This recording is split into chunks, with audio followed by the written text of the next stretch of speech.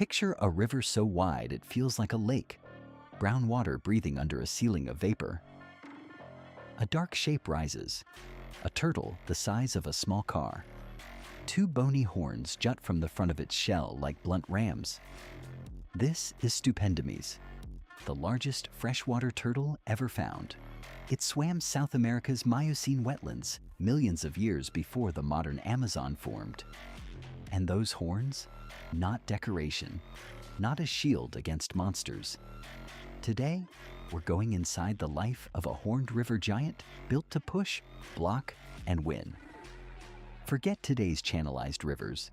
Stupendemys lived in a drowned world, a patchwork of sluggish channels, oxbow lakes, flooded forests, and reed-choked swamps stretching across what's now Venezuela, Colombia, Brazil, and Peru. The water was warm, silty, and slow. Floating mats of plants shaded fish-shimmered corridors.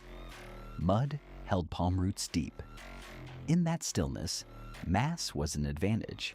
A huge shell kept a body steady in murky currents and safe during the crowded chaos of dry season pools shrinking to bowls of life. Up close, the anatomy is a quiet flex. Carapace over 2 meters long. A broad plastron like a canoe floor. Limbs thick, paddle strong. And the neck. This is a side-necked turtle, a pleurodire. So the head folds sideways beneath the shell's rim, not straight back. The front corners of the shell grow forward into blunt horns. They're not knife tips, they're short, bony shoulders. The horned front edge forms a barricade, a place to press another shell, to brace, to shove. Stupendemys carried a fortress that could go on offense. In 2020, new fossils changed the story. Some shells had those big horns, others didn't. The simplest read, males grew horns for fighting, females didn't. That's sexual dimorphism carved into bone. You don't invest calcium in weapons unless they pay off. In a flat world of shallow bays and crowded feeding lanes, a horned front edge could settle who gets the best basking log, the richest fruit fall, or the safest channel to court a mate. The shell wasn't just armor, it was a match plan. What convinced scientists those horns meant combat? Clues stack up. The horned shells match male-male competition in many animals, hard, forward-facing structures. Some Stupendemys shells show localized wear and healed damage near the horn bases, exactly where pushing forces peak. The horns are symmetrical and low, perfect for absorbing rams without tipping. And in modern side-necked relatives, males do shove and grapple, necks folded, plastron to plastron. Stupendemys seems to scale that behavior to giant size, turning a slow-motion stare-down into a literal horn-to-horn push. Power needs fuel. Skulls and jaws of Stupendemys hint at a broad crushing bite, ideal for tough plant matter. In these wetlands, fruit and seeds dropped from gallery forests into the water. Aquatic plants braided into dense rafts.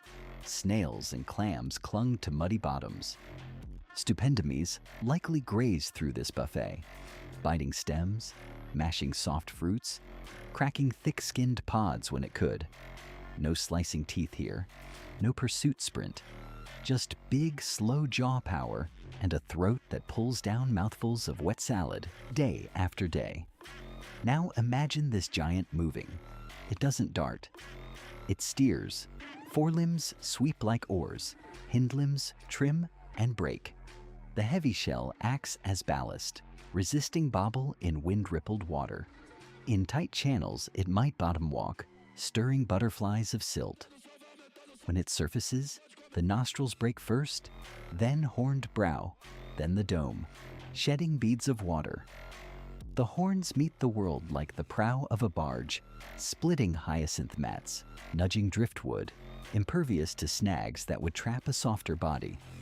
The fossils are breadcrumbs on an ancient map. Shells and fragments turn up across formations like Urumaco and Solomois, Venezuela, Colombia, Brazil, Peru. Same giant species, scattered far. That spread points to a connected mega-wetland system before the modern Amazon drained east. Stupendemys wasn't a local oddity. It was a citizen of a continent-sized swamp, cruising corridors that today would cross borders. Every horned shell pulled from a desert outcrop is a pinned flag on a vanished river network. So, what did a Stupendemys day look like in the seasons that mattered most? Picture a shallow lagoon isolated by falling water. Males arrive first to the best feeding lanes near fruiting trees that overhang the shore. Horns tilt forward, bodies circle. There's no sprint, just pressure. One male angles in, horn to horn, and pushes. The other locks and shoves back, shells creaking like wet wicker. The loser slides off into deeper water. The winner claims the sweet spot and the right to linger near a passing female. Let's clear a myth before it grows. This was not a marine turtle dabbling inland. Everything about Stupendemys screams freshwater. The shell is broader and heavier than a sea turtle's streamlined rim. The side neck tuck is classic river lineage, and those horns would be hydrodynamic nonsense for long ocean cruises. They make perfect sense in shallow, plant-choked wetlands where ramming, blocking, and holding ground matter more than slicing through open swell. This was a river monarch, not a sea rover. In still water, camouflage wins as surely as armor. A shell this big becomes habitat. Algae films paint it green-brown. Filaments trail in eddies. Sunlight dapples the dome like broken glass. From above, the turtle melts into the riverbed. It can bask half-submerged. Horns at the rim, eyes just above the surface film. Breath fogging on cool mornings. Fish ignore the immovable island. Plants grow around it. Even motion becomes a kind of hiding, slow enough to read as driftwood. Giant shells don't happen overnight.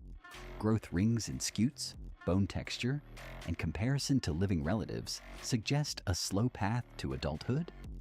Decades of steady feeding, years of dry season squeezes, multiple horn season duels.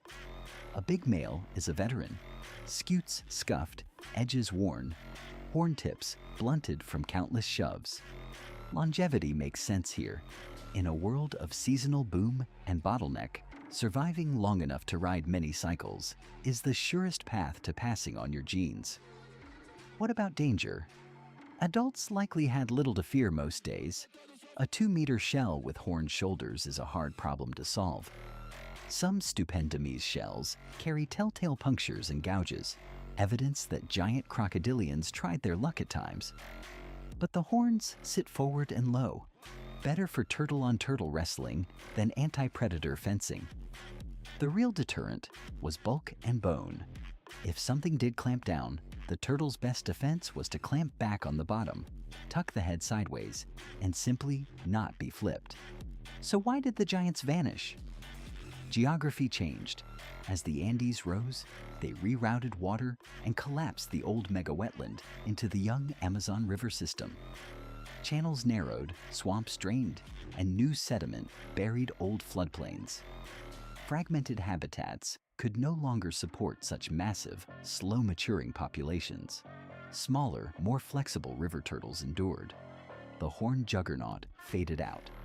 Not in a single storm, but over thousands of seasons, as the map itself erased the lifestyle that made bulk a winning bet.